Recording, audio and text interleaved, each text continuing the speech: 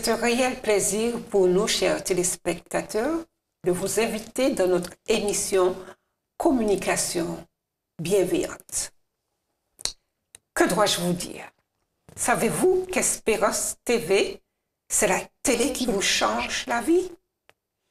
Et j'ai le plaisir de vous présenter à nouveau Sandra, qui nous parlera de la communication bienveillante. Qu'as-tu pour nous, Sandra, aujourd'hui, de la communication bienveillante? Bonjour Claudine et bonjour aux téléspectateurs d'Espérance TV. Alors, pour nous aujourd'hui, je n'ai pas la bonne parole, la bonne nouvelle, parce qu'elle a déjà été donnée par notre Seigneur Jésus. Mais je veux vous partager toujours, dans la thématique de la communication bienveillante, nos outils, puissants outils selon moi, qui vont nous aider à cheminer vers cette bienveillance vis-à-vis de soi et vis-à-vis de l'autre. Donc, première étape, rappelez-vous notre petit bonhomme OSBD. Tu t'en souviens? OSBD, oui. Donc, le O était pour observer sans évaluer. Tout à fait, et nous allons détailler ça justement dans cet entretien. Le S était mis pour les sentiments. Les sentiments. Que nous avons à exprimer. Oui. Le B venait pour besoin. Les besoins. Et enfin le D pour la demande. Donc je pense que tout le monde a ce même niveau d'information et aujourd'hui, prenons le temps de comprendre ce qu'est l'observation. Alors bien sûr, Claudine, ai-je été suffisamment précise quand j'ai indiqué que ce processus en 4 étapes doit nous permettre d'identifier toutes les formes de violence pour les sortir de la communication? Ça, c'est clair. Oui, c'est clair. Donc, dans l'observation, il s'agit d'observer quoi? Une observation claire de ce que je vois, de ce que j'entends, de ce qui se passe dans une situation donnée et qui va venir affecter mon bien-être. Est-ce que ça te semble clair dans ma définition? Donc, il s'agit d'observer comme une caméra, dans une forme d'observation objective, les faits, diraient les juristes, rien que les faits, le concret. Donc, si c'est une observation objective, à quoi pensons-nous? Va-t-elle évaluer? Va-t-elle juger? Va-t-elle qualifier? Non, juste l'observation. Est-ce que l'on peut qualifier cela de premier degré? L'observation préalable, ce que l'on voit. D'accord. Simplement. Alors, si dans tes mots, premier degré veut dire sans jugement, sans évaluation, retenons ton mot. Et certainement, il y a des spectateurs en ont aussi qui leur sont propres. Mais je parle exactement bien de cette observation objective. Donc, celle qui, telle une caméra, on peut l'imaginer, va prendre le visuel, ou même l'auditif, de ce qui est en train de se passer réellement dans un moment donné. Nous allons prendre des exemples, je te rassure. Donc, sans évaluer, sans juger, sans analyser, sans critiquer. Et ça, ce serait une forme de langage ou d'observation très subjective. Toutes les formes de généralisation, par exemple, toujours, jamais, chaque fois, tout le temps et toutes les catégories, justement, on va apprendre à les sortir de cette forme d'observation qu'on appelle sans évaluation. Prenons tout de suite un exemple. Et après, je vais préciser l'intention de l'observation. Claudine, je vais te citer quelques phrases et tu me diras si, selon toi, on est dans une observation objective, donc juste factuelle de ce qui est en train de se passer, ou si on est dans une évaluation, c'est-à-dire on y apporte un jugement, une analyse ou une critique, comme je l'ai dit précédemment. J'y vais. Premier exemple sur 7. Tu es tout le temps devant l'ordinateur, Claudine. Tu es tout le temps devant l'ordinateur. Ai-je exprimé une observation ou une évaluation? Je me permets d'insister sur tout le temps. Oui, c'est ça. Voilà, c'est ce à quoi tu pensais? Oui. Effectivement. Vas-y. Alors, tu pensais à ce terme pour me donner ta réponse. Alors, selon toi? Alors, entre évaluation et objectivité. Alors, sommes-nous dans une observation purement factuelle de ce qui se passe à un moment précis, ou sommes-nous dans une évaluation? Dans une évaluation. Je te rejoins totalement. Nous ne sommes pas dans une observation factuelle de ce qui se passe à un moment précis. Quand on dit tu es tout le temps. Nous avons ramené, appelé au secours le passé composé, l'imparfait et tous les temps du passé. Or là, on est dans une situation du présent donné. Le tout le temps n'est pas de mise. Donc on est précisément dans un exercice qui n'est pas de l'observation objective. On y a rajouté une dimension subjective bien propre qui convoque le passé, qui n'a rien à faire sur ce qui se passe dans le moment présent. Jusque-là, ce que je dis est clair. Très clair. Je prends un exemple suivant. Dans nos réunions, tu parles trop. Ah ouais. Je précise, les spectateurs, ce sont des exemples. Hein. Il n'y a pas... ne vous sentez pas visés. Mais ce sont des exemples à propos qui peuvent se produire dans nos échanges quotidiens. Dans nos réunions, tu parles trop. Ah oui, ça c'est une... Alors suis-je... C'est clair pour toi? Ah oui. Nous ne sommes pas... Quel mot te fait penser qu'on est sorti de l'observation? Est-ce le mot trop? Oui, trop. D'accord. D'accord, je continue et je vais c'est la bonne réponse. Hein. Ce matin, tu es parti en laissant ton assiette sur la table. Je reprends. N'oublions pas que l'objectif de l'exercice est de savoir distinguer l'observation factuelle, purement objective, de ce qui se passe à un moment donné, et l'évaluation, celle où on rajoute une dimension subjective bien personnelle pour venir évaluer et qualifier la situation. Donc je reprends. Ce matin, tu es parti en laissant ton assiette sur la table. Prends 2 secondes. C'est objectif. Totalement. Totalement. On est dans l'observation purement objective. La personne a-t-elle évalué? Non. Non. A-t-elle jugé? Non. Elle a juste restitué un fait de ce qu'elle a vu. C'est comme un constat. Qui ne rappelle pas le passé. Qui ne convoque aucun autre temps et qui restitue la situation dans un contexte, dans un moment donné, celui du vivant, là, d'aujourd'hui. Très bonne réponse, de l'instant présent. C'est une notion qui est chère à mon processus de conscience. Tu agresses tout le monde pour un rien. Donc parce qu'il y a, je sais pas, une querelle, je vois les personnes s'agresser et puis je dis à mon ami, mais tu agresses, j'ai vu, hein, j'observe, hein, je constate, tu agresses tout le monde pour un rien. Sommes-nous dans une observation purement factuelle ou dans une évaluation? Il y a des petits mots qui pourraient t'aider. Tout le monde. Est-ce que tu as la bonne réponse? Nous sommes dans une évaluation. Est-ce que dans le contexte précis du moment présent de la querelle qui a eu lieu sous mes yeux, je peux généraliser voilà. à tout le monde?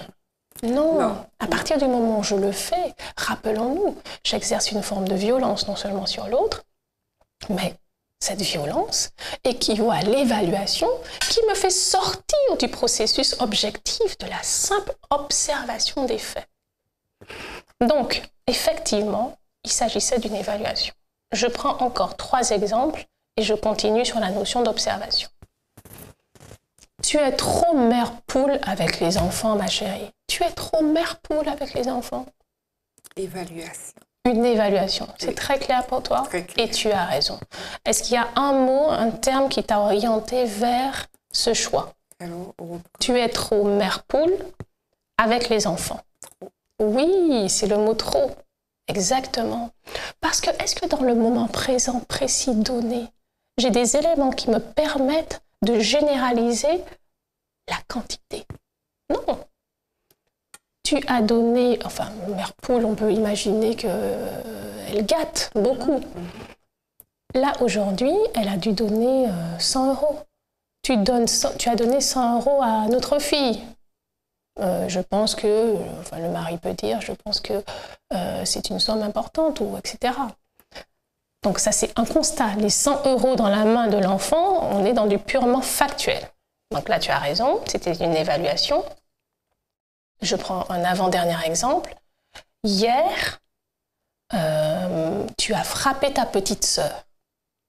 Hier soir, tu as frappé ta petite sœur. Objectif. Oui, nous sommes dans la pure observation objective.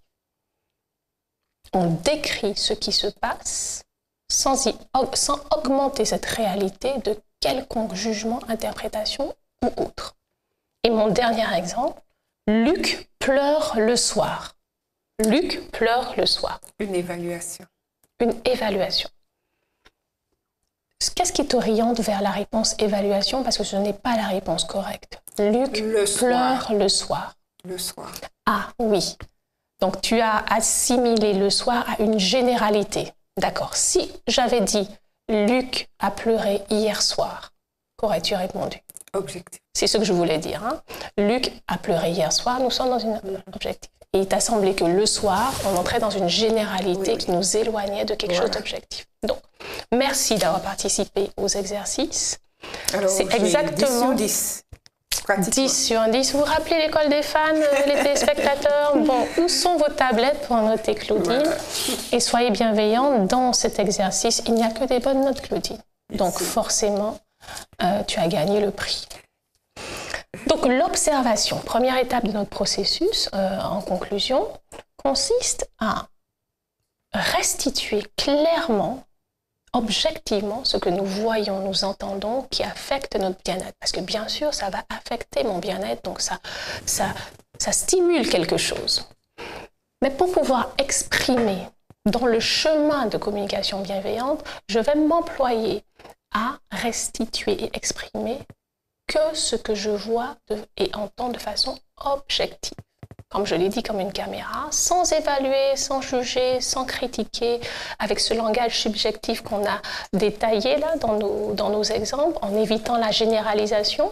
C'est vrai que c'est difficile, mais c'est un exercice auquel il faut s'appliquer et s'entraîner. Je dis un petit mot sur l'intention. Vous pouvez très bien dire une phrase qui est dénuée d'évaluation. On en prend une dans mes exemples. Hier, tu as frappé ta petite sœur. Tu m'as dit à juste titre que c'était objectif. Mais avoir une communication non verbale qui est tellement chargée d'une intention contraire que ça devient finalement une évaluation. Hier soir, tu as tapé ta petite sœur. Évidemment. Ce qui sort de la bouche est purement objectif, tu as frappé ta petite sœur, mais ce qui n'est pas dit, le ton, l'énergie, l'intention, va soutenir l'exact contraire de ce qu'on est en train de dire, comme passant pour un pur constat. Donc attention, un petit point d'orgue sur votre intention qui est toujours perçue. Oui, c'est un exercice difficile, mais j'attire l'attention sur toutes les composantes de cet exercice. Non seulement on débarrasse son langage de toute évaluation, mais également on se laisse habiter d'une intention bienveillante pour que mon non-verbal, mon langage non-verbal, ne dise pas le contraire de ce que ma bouche est en train de dire, soit en corrélation.